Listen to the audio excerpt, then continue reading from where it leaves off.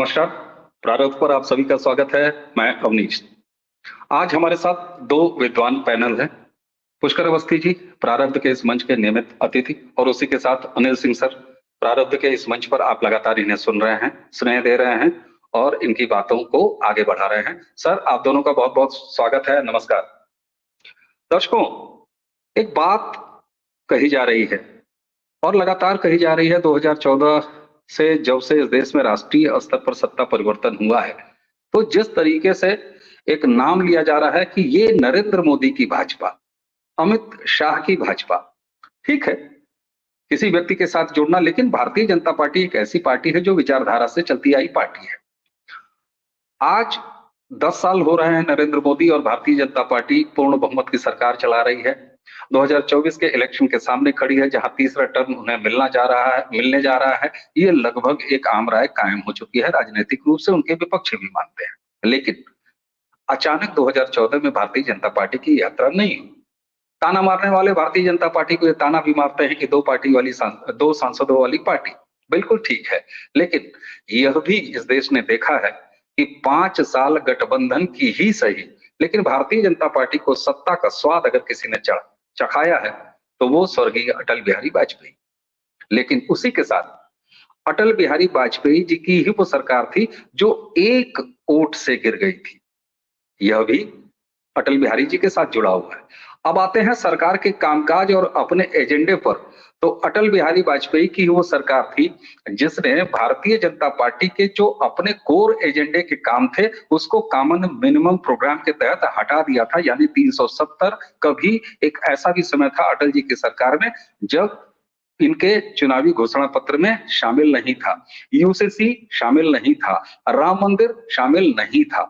तो ये कोर चीजें शामिल नहीं थी, लेकिन उसका नतीजा शायद ये था कि 5 साल की एक राजनीतिक सफलता भारतीय जनता पार्टी को मिली, और शायद वही वो जमीन है जिस पर 2014 के बाद नरेंद्र मोदी की सत्ता उत्तरोत्तर चल रही है। आरोप लगता है नरेंद्र मोदी पर, नरेंद्र मोदी की भाजपा पर, अमित शाह की भाजपा पर, आज की भाजपा पर कि सबके लिए दरवाजे, खिड़कियां, छत सब कुछ खोल के रखे हुए हैं। यानी कहने वाले तो यहां तक कहते हैं कि भारतीय जनता पार्टी का कांग्रेसीकरण हो रहा है।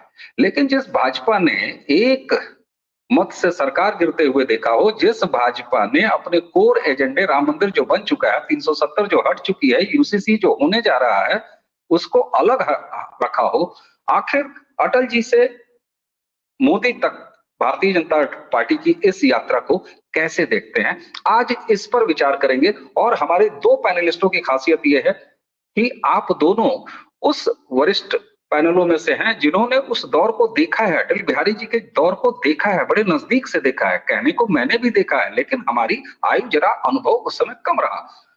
पुष्कर, मैं आपसे शुरुआत करूंगा। जो मैंने अभी कुछ कहा कि अटल जी की भाजपा से लेके मोदी तक की भाजपा, अटल जी किन किन परिस्थितियों में 5 साल सरकार चलाए और आज जब सरकार चल रही है, इन दोनों में अंतर क्या देखते हैं? क्योंकि कहने वाले कहते हैं कि आह, अटल जी की भाजपा अब न रही। जी। पहले तो सभी दर्शकों को राम राम।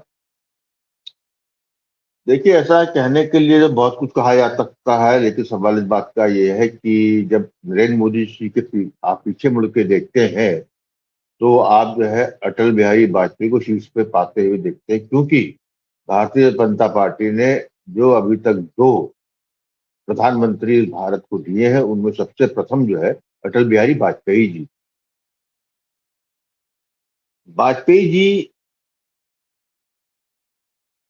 का जब भी आपको मूल्यांकन करना है या भारतीय या ये इस पे बात करनी हो आपको कि वाजपेयी जी की बीजेपी क्या थी और ये मोदी जी की बीजेपी क्या है, या इस तरह की 2 बातें क्यों हो रही है, तो आपको पहली बात तो ये समझना पड़ेगा कि वाजपेयी जी किस ईरा के। वाजपेयी जी जो है 1947 स्वतंत्रता मिलने से पहले पैदा हुए भारतीय। वाजपेयी जी का जब हुआ तो उस वक्त जो है जनसंघ का उदय हुआ था, बनी थी जनसंघ, और जनसंघ में जो शीर्ष थे पुरुष आपके श्यामा प्रसाद मुखर्जी, उनके ये पीए व्यक्तिगत सहायक, वहां से इन्होंने यात्रा स्टार्ट। मैं अपना अनुभव के साथ कह सकता हूं कि जब मैं बड़ा हो रहा था, ये मैं 70 के दशक की बात बता रहा हूँ आपको।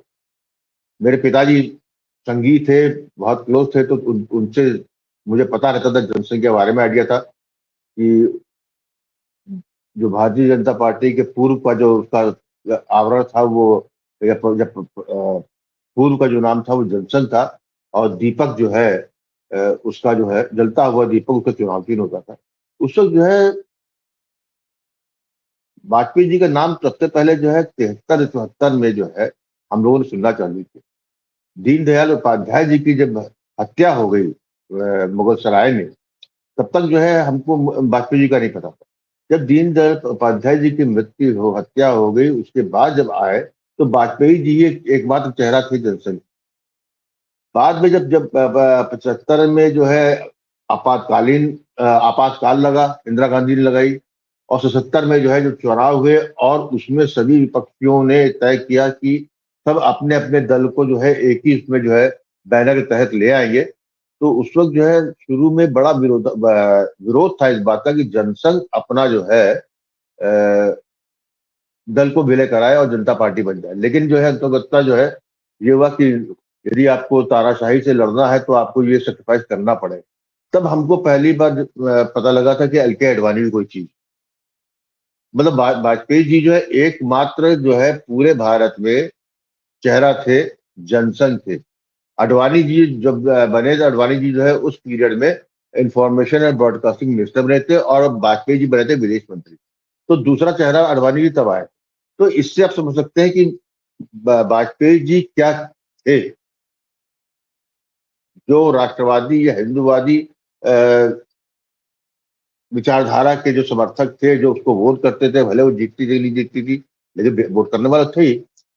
उसी पे जब जो है एक्सपेरिमेंट फेल कर गया, तो मुझे अच्छी तरह याद है कि तब एक बड़ी आरएसएस के नाम पर जो है बिखराव हुआ था।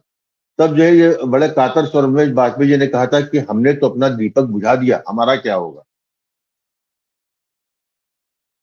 फिर 80 में जो है तमाम उसके बाद भी जो है नया दल बनाते हैं, भारतीय जनता पार्टी, और पहले प्रयास में 2 सीटें आती हैं। तो शुरुआत कहेंगे कि इन्होंने जो है नई तरीके से जैसे कि कुम्हार जो है बनाता है कोई घड़ा, और उसका शेप बिगड़ जाता है तो फिर दोबारा जो है गढ़ता है उसको, तो इस तरीके से उन्होंने गढ़ा। तो हमको जो है वाजपेयी जी के व्यक्तित्व को यहाँ समझना पड़ेगा। उसके बाद में उनका क्या हुआ, सरकार कैसे चली, और उसमें क्या किस तरीके से दबाव में आए, किस तरीके से उन्होंने कोर जो अपनी सोच थी, या जो जनसंघ की थी या संघ की थी, जो कोर वैल्यूज थी, उसका उन्होंने परित्याग किया। क्योंकि आपने कहा था शुरू में कम बोलना है, इसलिए मैं इसमें बाद में बात करूँ। लेकिन मेरा कहना है कि आप जब भी मूल्यांकन करेंगे वाजपेयी जी की, बीजेपी की, तो आपको ये मांगा चलना पड़ेगा कि वाजपेयी जी जनसंघ से के प्रतिष्ठित जनसंघ के एकमात्र सर्वविदित पैन इंडिया चेहरा थे वाजपेयी जी। और उन्होंने फिर जो है अपने ही जीवन काल में नया दल बनाया, उन्होंने और अडवाणी जी ने। और साथ में एक चीज बिल्कुल। जाते जाते कहूंगा, एक उन्होंने एक्सपेरिमेंट भी और किया बहुत जबरदस्त। वो किया कि 80 में उन्होंने जो जनसंघ की जो कोर वैल्यू थी, उसका परित्याग करके गांधीयन सोशलिज्म को अडॉप्ट किया। 80 में गांधी जी, जब भारतीय जनता पार्टी का उदय हुआ है, तब से कोर इश्यू में जो है गांधीज्म आ गया था और सोशलिज्म आ गया था। ये एक बहुत लिमिटेड फेज का पीरियड था, लेकिन उन्होंने कहा कि लगता है कि यहाँ पर ये फौरन नहीं चलेगा, तो थोड़ा आवरण बदला जाए। तो ये उन्होंने प्रयोग किया था। उसके तहत केवल 2 ही सीटें आई थी बिल्कुल। बिल्कुल ठीक। 84 चुनाव में। जी जी बिल्कुल। अनिल सर, जैसा कि हाँ, पुष्कर दा ने ये बात बताई, और मैं कहीं से भी जब ये बात शुरू कर रहा हूं, तो अटल जी बनाम नरेंद्र मोदी, ये कोई तुलना नहीं है। हाँ, यह तुलना जरूर है कि क्या अटल जी के समय एक वोट, जब वो अटल जी ने ये कहा कि चिमटे से भी छूना पसंद नहीं करूंगा, अटल जी उस तेवर के व्यक्ति थे निश्चित तौर पर। और एक आम शिकायत होती है कि साहब तब से लेकर 2014 के बाद वाली भाजपा बहुत बदल गई है। मेरा आपसे प्रस्तावना चूंकि पुष्कर दा ने दे दिया है, मेरा आपसे सीधा सवाल है सर। मैं आपसे जानना चाहूंगा, सवाल तो नहीं, मैं आपसे ये जानना चाहूंगा एक वोट से अपनी सरकार खो देना, अपने कोर इश्यूज हटा देना, ये भारतीय जनता पार्टी को इस कीमत पर इस्टेब्लिश करने का काम जो अटल जी ने किया, और जिसका कि नतीजा है कि नरेंद्र मोदी उस खेती को काट रहे हैं। अपनी कुशलता उनकी उनके सामने है, उनके साथ है, उनकी राजनीति है, अपना तरीका है। लेकिन अटल जी ने अगर आदत न लगाई होती तो शायद इस देश में कांग्रेस के बाद किसी की हैसियत नहीं थी ये सोच पाने की कांग्रेस के अलावा कि कोई पूर्ण बहुमत की सरकार लाता है। तो आज कितनी बिगड़ गई है भारतीय जनता पार्टी। सर,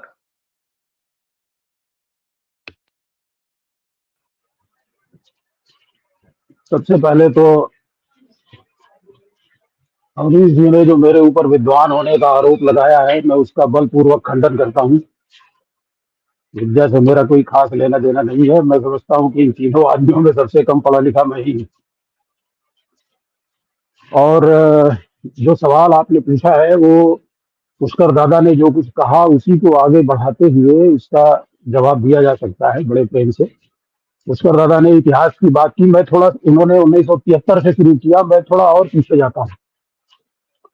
भारतीय जनसंघ की स्थापना 1951 में डॉक्टर श्यामा प्रसाद मुखर्जी ने की थी, और उससे पहले गांधी हत्याकांड के बाद जो हिंदुओं का उस समय एकमात्र प्रतिनिधि दल हुआ करता था, हिंदू महासभा, उसको बहुत सख्ती से कुचल दिया तत्कालीन नेहरू सरकार ने।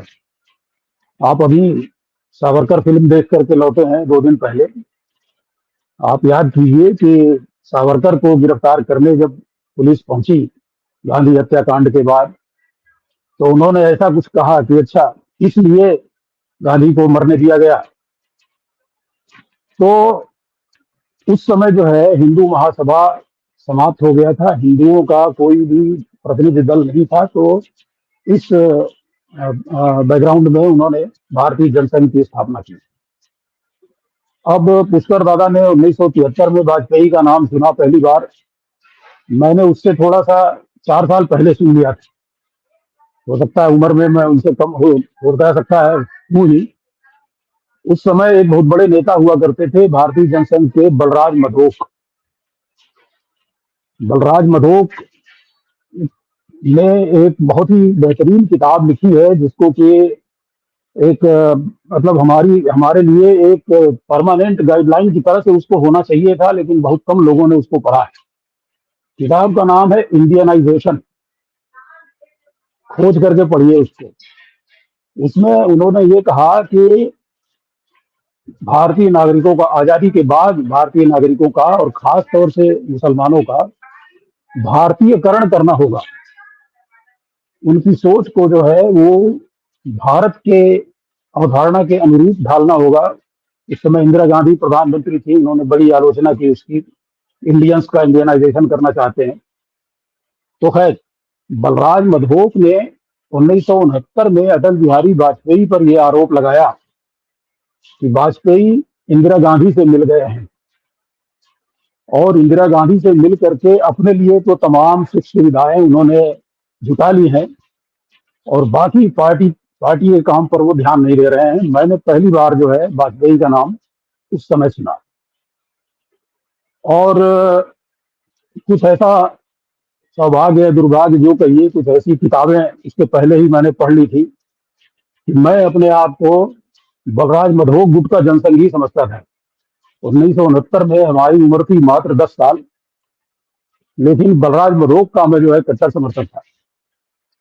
उसके बाद जब जनता पार्टी में विलय का सवाल उठा, तो बलराज मधोक ने इसका बड़ा तगड़ा विरोध किया था। वो नहीं चाहते थे कि भारतीय जनसंघ अपना अस्तित्व समाप्त करके जनता पार्टी में विलीन हो। और एक नेता थे और भारतीय जनसंघ के, उनका नाम था प्रफुल्ल गोरड़िया। वो आज भी भारतीय जनसंघ नाम की पार्टी चलाए हुए हैं, इलेक्शन वगैरह नहीं लड़ते, लेकिन उनके पास सिंबल है, एक वेबसाइट भी चलाते हैं वो। तो ये लोग जो है भारतीय जनसंघ के जनता पार्टी में विलय के सख्त खिलाफ थे। ये लोग वही बात कह रहे थे, इनके तर्क वही थे जो बाद में हुआ आगे जाकर के। आगे जाकर के क्या हुआ कि दोहरी सदस्यता के नाम पर जो है, ये जो हमारे समाजवादी मित्र थे जनता पार्टी के, उन्होंने प्रताड़ना शुरू की अपने ही दल में। मतलब एक ही पार्टी थी ना उसमें, अटल बिहारी वाजपेयी, आडवाणी, सब लोग जनता पार्टी में थे। अपने ही दल के सदस्यों का जो है उन्होंने पब्लिकली उपहास करना शुरू किया और एक एक करके जो है छोड़ते गए। पार्टी के उस समय अध्यक्ष थे चंद्रशेखर और प्रधानमंत्री थे मोरारजी।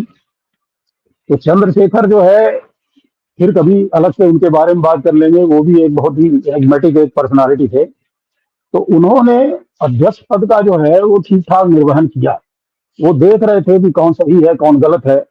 मतलब जी। भारतीय जनसंघ ने तो अपनी विशेषताएं जो थी वो सारी की सारी छोड़ दी, सब कुछ उन्होंने कंप्रोमाइज कर लिया। लेकिन इसके बाद भी उनको गालियां पड़ रही थी और उनका नाम ले लेकर के लोग छोड़ते जा रहे थे पार्टी, जनता पार्टी पे। तो आपको पता ही है, वो आपसी कुरहाओं की वजह से जो है वो 80 वाला इलेक्शन हार गई जनता पार्टी।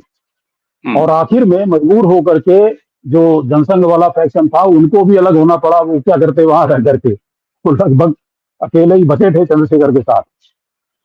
तो जब वो अलग हुए तो अटल जी ने उस समय तक भारतीय जनसंघ का जो हुआ करता था मोटो, ध्येय वाक्य, वो दीनदयाल उपाध्याय का दिया हुआ एकात्म मानववाद, ठीक है एकात्म जी। मानव एकात्म मानववाद को छोड़ करके उन्होंने गांधीवादी समाजवाद को अपनाया।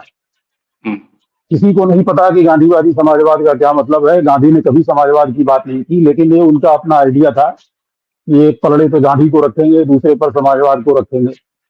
तो ये प्रयोग जो है सफल नहीं रहा। जब उनको, वो संस्थापक अध्यक्ष थे भारतीय जनता पार्टी जो उन्होंने बनाई, तो पहले अध्यक्ष वही थे। तो उस समय पार्टी का अच्छा खासा बेस था दिल्ली में, हिमाचल में, मध्य प्रदेश में। वो जो उसके एरिया कुछ है, ज्यादा हो गया क्या? नहीं नहीं नहीं लेकिन नहीं, बोलो लेकिन बोलो जी। ले, लेकिन 4 साल के अंदर जब उन्होंने छोड़ा, उनको छोड़ना पड़ा, 4 साल के बाद जब उन्होंने छोड़ा तो भारतीय जनता पार्टी पूरे देश में केवल 2 MP जिता पाई। और ठीक है, वो सहानुभूति लहर थी इंदिरा गांधी की हत्या के बाद, लेकिन बाकी सबकी तो 2 नहीं आई। चरण सिंह की तो फिर भी 9 आ गई। इनके 2 सदस्य मात्र जीते। तो उसका कारण यही था कि जो कोर वोटर थे जनसंघ के, वो इनके व्यवहार से कतई प्रसन्न नहीं थे और इसका पार्टी को जो है फल भुगतना पड़ा। इसके बाद जब आडवाणी अध्यक्ष बने हैं, जब मैंने मोदी और वाजपेयी की बात हम करते हैं तो बीच में एक आडवाणी सर नाम का वो भी व्यक्ति आता है। बिल्कुल बिल्कुल बिल्कुल सर, आडवाणी जी का जैसे ही आप नाम लेते हैं वो एक दूसरा दौर आ जाता है। और मैं अटल और आडवाणी जी को अलग नहीं देखता। मैं एक ही समय में अटल और आडवाणी जी की भाजपा कहता हूं। अगर आज के लोग नरेंद्र मोदी और शाह की भाजपा कहते हैं तो ये जोड़ी अटल और आडवाणी की रही। यही मामला आपने जब जनसंघ का गिनाया तो मधोक साहब और श्यामा प्रसाद मुखर्जी और इन लोगों का रहा। तो एक एक एरा की जरा बात कर लेते हैं ना सर। पुष्कर दा, विचारधारा से समझौता कर लिया। और अनिल जी ने जो बात कही, अनिल सर ने, तो ऐसा तो कुछ था नहीं कि जनसंघ की सरकार थी, पूर्ण बहुमत की सरकार आजादी के बाद कोई चल रही थी और उसके बाद अचानक वहां से 2 सीटों पर चले आए। इतना कोई ब्लंडर कर दिया नई भाजपा ने जब इसके पहले जो है जब भाजपा बनी। तो सवाल यहाँ ये उठता है कि जो जनसंघ एक ठीक ठाक मजबूती के साथ, एक ठीक ठाक प्रेजेंस के साथ, जैसा कि अनिल सर ने कहा भी कि अच्छा खासा जनाधार था, सब कुछ था, अगर ये मामला था तो फिर पूर्ण बहुमत की सरकार 90 के दशक में भी नहीं बन पाई। खिचड़ी सरकार अटल जी को बनाना पड़ा। और एक बात तो आप मानेंगे ना, आप विचारधारा लाख मजबूत कर लीजिए, आपका पूरे देश में ज्ञानी भरे पड़े हों, लेकिन आपके पास अगर राजनीतिक सत्ता नहीं है, जिसकी की आदत पहली बार दिलाई अटल बिहारी वाजपेयी जी ने स्वर्गीय, तो आप फिर कौन सा बदलाव कर लेंगे साहब, जो आप 2014 के बाद से देख रहे हैं? क्या कहेंगे आप इसको? देखिए, ऐसा है कि जो अनिल सिंह जी ने कहा बिल्कुल सही बात है कि उन्होंने जब भारतीय जनता पार्टी को बनाया और उन्होंने जो है गांधीवाद और समाजवाद को लेकर उसको अपना कोर इशू बनाया। ये चर्निंग का पीरियड था, ये मंथन काल था, क्योंकि जो है 75 में जो है जनसंघ खत्म हुई थी। अक्षय बलराज मधोक डीए के साथ रहे, लेकिन यदि बलराज मधोक को यदि संघ का ही सपोर्ट होता तो रेलेवेंट रहते, वो रेलेवेंट नहीं थे, संघ ने सपोर्ट नहीं किया। और इसके बाद 84 में 2 सीटें इसलिए आई कि संघ ने तब भी भाजपा को सपोर्ट नहीं की। 84 में संघ जो था 100% जो है राजीव गांधी के पीछे खड़ा था। इसलिए नहीं खड़ा था कि कांग्रेस को लाना, वो इसलिए खड़ा था कि वो आप लोग भूल जाते हैं कि वो पीरियड जो है आपका खालिस्तान वाला था, पंजाब का था, पंजाब जल रहा था। 78 79 के बाद 84 जब हुआ है तो 5-6 साल भयावह था। उस वक्त जो है भारत टूटने के उसमें था एक तरीके से। तो ऐसी जगह में जो है संघ का के सामने हमेशा देश प्रथम होता है। वो जो है 100-200 साल सोच के चलता, तो उसके लिए था 84 में किया। और दूसरी बात, जब अडवाणी जी जब आए हैं तो वहां पर जब ये आपका जो राम मंदिर वाला मामला चालू हुआ तो इसको विश्व हिंदू परिषद ने उठाया। वहां से उठने के बाद जो है अडवाणी की भारतीय जनता पार्टी ने उसको ओन किया और ये पहला राजनीतिक दल बना जिसने कि उसको अपना जो है वो बनाया। अब यहाँ पर जो है अब आते हैं जहां पर जो आप बार बार जिक्र कर रहे हैं कि 90 के आखिरी दशक में पीरियड में 95 के बाद से जो है हम आगे बढ़े। वाजपेयी जी ने ये प्रयास किया कि क्योंकि वही एक पैन इंडिया फिगर जो थे वाजपेयी जी थे, चाहे उनको जो है आप किसी भूमिका में देखें, वो जो है कांग्रेसी युग के थे, उस इकोसिस्टम से निकल के आए थे। उन्होंने जो है लुटियंस भी देखा था, खान गैंग भी देखा था, उनकी जो है इंटरनेशनल प्रोफाइल भी थी उनकी। और दूसरा ये सन 50 सन 60 और सन 70 के दशक के वो नेता लोग थे या उस पीढ़ी के नेता थे जब तब जो है राजनीतिक विद्वेष होने के बाद भी विपक्षियों में जो है आदर सम्मान और लोक लाज रहती थी। तो इसलिए जो है इंदिरा गांधी भी जो है वाजपेयी जी का कोई शत्रुगत व्यवहार नहीं था, ना ही से पहले था और बाद में ना राजीव गांधी का रहा। तो मेरा कहने मतलब है कि ही वॉज अ पर्सनैलिटी।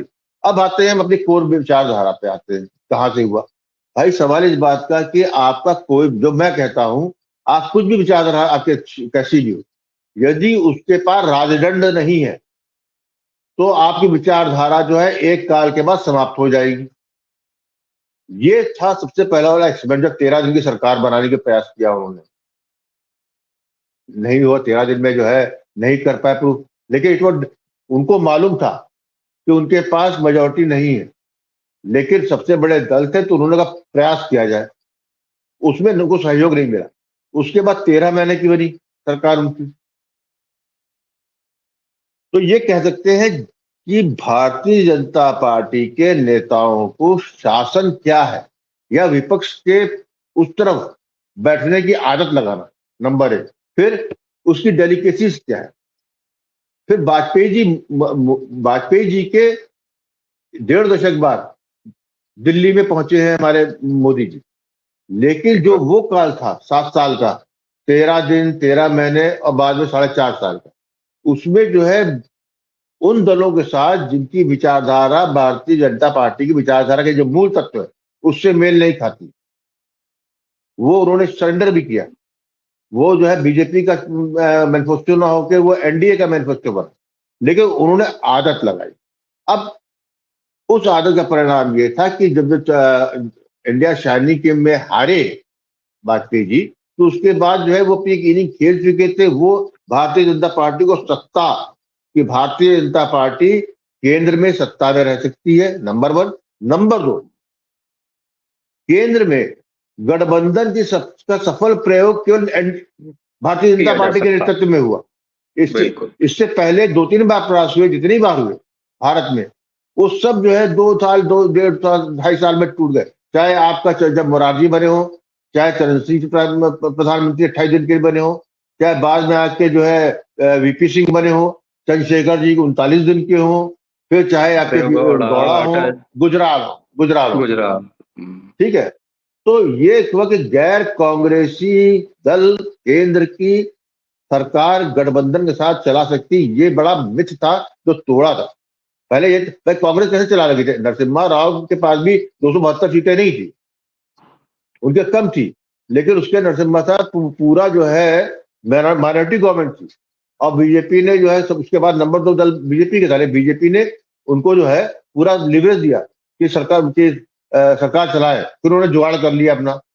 तो वो एक जो मिथ था कि कांग्रेस ही दिल्ली में शासन कर सकती है, भारत को शासन तंत्र के लिए कांग्रेस ही दे सकता है, ये उनके डीएनए में, ये मिथ वाजपेयी ने तोड़ा। ये बहुत महत्वपूर्ण मिथ, बहुत बड़ी बहुत बात है, बहुत बड़ी बात है। और दादा और जी जी और मैं यही बात खत्म करता हूँ। और उसकी जो कमियां थी, वहां जो उनका लैकनेस थी, उससे बहुत रिफाइन दूर हो होकर रहा जो है आज जो मोदी की सर आप देख रहे हैं। क्योंकि देखिए, वाजपेयी जी के जाने बाद अडवाणी जी आए भारतीय जनता पार्टी में, प्राइम मिनिस्टर कैंडिडेट बने, लेकिन वो भी वही ग्रसित थे जो वाजपेयी जी से थे। तो जिन्ना तारीफ करा है वहां पे जाके कराची में, शक्ल बता दिया। तो हमको ये मानना पड़ेगा कि ये लोग जो है शिथिल हो चुके थे, एक 3-4 दशक की पॉलिटिक्स कर चुके थे, थकान भी से कह सकते हैं कि वो आ सकती थी, और लग रहा था कि जो है जो है, हमारा जो उम्मीद भी पूरी कोर हो एजेंडा जाती है वो है। इतना नहीं नहीं, हमारा जो कोर एजेंडा है वो इतना हार्ड वो है, जनता में बहुत चने चने पहुंचेगा, हम एकदम से नहीं पहुंचा पाएंगे। तो हमको जो है दशकों तैयारी करनी, क्योंकि संघ तो 100 साल तैयारी किए हुए था। संघ ने जब अपना, अब जब संघ का इंस्ट्रक्शन हुआ है तो वो 1 शताब्दी की बात की थी उन्होंने, ठीक, 1 साल में इतने में होगा। तो जब उस टाइम फ्रेम को देखते हैं तो हम कहेंगे ये लर्निंग और चर्निंग का था। तो जब अडवाणी फेल किए तो जो अब जो आई, या संघ ने जब राजनाथ सिंह को बनाया अध्यक्ष वहां पे भारतीय जनता पार्टी का, जब गडकरी जी ने इस्तीफा दिया, तो कुछ डूज और डोंट्स तभी तय हो गए थे। और उसी डूज और डोंट्स को लेके जो है ये कह सकते हैं कि ज्यादा क्राफ्टी, क्योंकि मोदी जी को गुजरात में मुख्यमंत्री का, सफल मुख्यमंत्री का एक तो एक्सपीरियंस था, दूसरा उनपे जो प्रहार हुए वो कभी भी 47 के बाद किसी मुख्यमंत्री पे कांग्रेस द्वारा या केंद्र सरकार द्वारा ऐसा प्रहार राजनीतिक बिल्कुल, या सरकारी तंत्र द्वारा किसी ने नहीं किया। हम्म, तो वो कहना था कि वो पक के निकले, इसलिए आपको जो है बड़ा अजीब लग रहा है कि वो भी याद, विचारधारा के आगे आइडियलिज्म बेकार है। विचारधारा के लिए आपको एक पीढ़ी की सत्ता चाहिए, एक जनरेशन, मिनिमम तो 2, लेकिन मिनिमम एक कम से कम चाहिए आपको। जब तक एक पीढ़ी उससे चर्निंग से आप सत्ता में आप नहीं निकालेंगे, तब तक जो है आप जो है किसी चीज को बदलाव नहीं सकते। तो ये कंट्रीब्यूशन वाजपेयी जी का है कि उन्होंने मोदी और सबको सिखाया। मैं बार बार इसीलिए कह रहा हूँ कि बिल्कुल, मैं बार बार इसीलिए कह रहा हूँ, मैंने अपने उद्घाटन कमेंट में भी ये वीडियो चर्चा शुरू करने पर भी यही कहा था कि आज 2014 से ऑनवर्ड जो तीसरी सत्ता के करीब बिल्कुल मुहाने पर खड़े हैं नरेंद्र मोदी, और जिस तरीके से सिंगल और हैवी मेजोरिटी लेके आ रहे हैं, ये उसी जमीन पर है जहां 13 दिन 13 महीने और इसके बाद एक 5 साल की सरकार की जमीन तैयार किया अटल बिहारी वाजपेयी जी ने।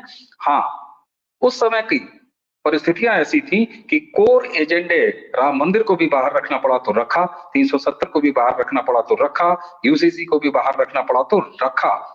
और एक वोट की कीमत क्या होती है ये भला अटल जी की सरकार से बेहतर कौन जान सकता है कि जब एक वोट से सरकार गिर गई थी।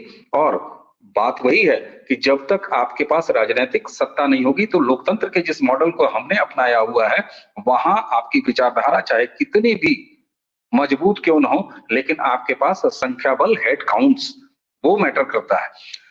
अनिल सर, नरेंद्र मोदी पर यही आरोप लगता है जिसकी मैं अब तक जमीन बना रहा था, और आप लोगों ने क्या शानदार बातें रखी हैं, एक पूरा इंसाइक्लोपीडिया खुल के खड़ा हो गया। और इसीलिए मैंने कहा कि प्रारब्ध के इस मंच की ये खासियत है कि हम ड्राइंग रूम में बैठ के एकात्म ज्ञान नहीं पाते, बल्कि उस अनुभव से निकल के लाते हैं। आप दोनों ने ये प्रैक्टिकली देखा है थोड़ा बहुत। मुझे तो ऑनेस्टली बोलूं तो अटल जी के समय का मैं बच्चा हूं, जो अटल जी ही मुझे याद है, उसके पीछे की चीजें मुझे नहीं याद है। आज नरेंद्र मोदी की भाजपा पर जो सबसे बड़ा आरोप लगता है कि ये भारतीय जनता पार्टी के दरवाजे सबके लिए खोल के रखे हुए हैं, लेकिन आपने ही ये दौर देखा हुआ है कि पैन इंडिया जब तक विस्तार नहीं होगा तब तक एक सत्ता के बाद दूसरी सत्ता, तीसरी सत्ता, चौथी सत्ता आप कायम नहीं रख सकते।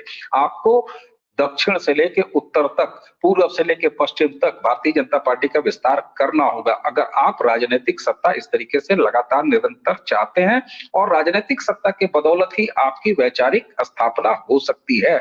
ऐसे में क्या आपको ऐसा नहीं लगता कि इतना समय नहीं है? इसका सबसे बड़ा उदाहरण अगर आपके सामने मैं रखूं तो नॉर्थ ईस्ट है। कौन सोच सकता था ईसाई बहुल नॉर्थ ईस्ट में, असम से लेके त्रिपुरा तक और बाकी नॉर्थ ईस्ट, इन सारी जगहों पे भारतीय जनता पार्टी इतना बेहतर प्रदर्शन इतने कम समय में कर सकती है। यही अब टारगेट है साउथ में। तो आज अटल जी की बनाई वैचारिक और राजनीतिक जमीन को किस तरीके से आगे बढ़ा रहे हैं नरेंद्र मोदी, उसमें क्या अच्छाई देखते हैं आप और क्या कमी देखते हैं? मैं चाहूंगा अपने इस समअप कमेंट में आप दोनों को शामिल रखिए।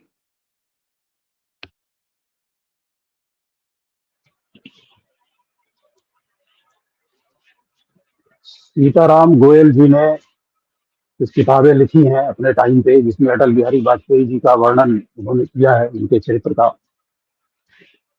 तो एक बात वो ये कहते हैं कि अपने विरोधियों को प्रसन्न करने में उन्होंने बहुत निवेश किया था। ये विशेषता उन्होंने नेहरू जी से ग्रहण की थी। नेहरू को भी कम्युनिस्ट जितनी गालियां देते थे, वो उनको प्रसन्न करने के लिए उतना ही ज्यादा और अधीरता से काम करते थे। तो वाजपेयी जी ने अपने विरोधियों को प्रसन्न करने के लिए बहुत प्रयास किया, और मोदी जी भी कर रहे हैं। अब ये लोग जो हर तरफ से आए जा रहे हैं, दाएं बाएं उत्तर दक्षिण हर तरफ से भाजपा में आ रहे हैं और उनका स्वागत किया जा रहा है। तो ये लोग सर उनके ओरिजिनल सर यहाँ मैं आपको टोक रहा हूं। मोदी जी विरोधियों को प्रसन्न करने के लिए विरोधियों के जो दूसरी पार्टी के लोग हैं उनका दरवाजा खोला हुआ है, ये बात जरा समझ में नहीं आ रही। जरा इसको थोड़ा सा और इजी करिएगा सर। नहीं, मैं ये कह भी नहीं रहा हूँ कि जो लोग आ रहे हैं वो कल तक आपके विरोधी थे और आज जो है आपके समर्थक हो गए। तो मोदी जी कोई ऐसे कोई हिसाब किताब बराबर करने वाले आदमी नहीं है कि साले तुमने 5 साल पहले क्या कहा था, हम नहीं लेंगे तुमको, ऐसा तो कुछ नहीं कर रहे हैं।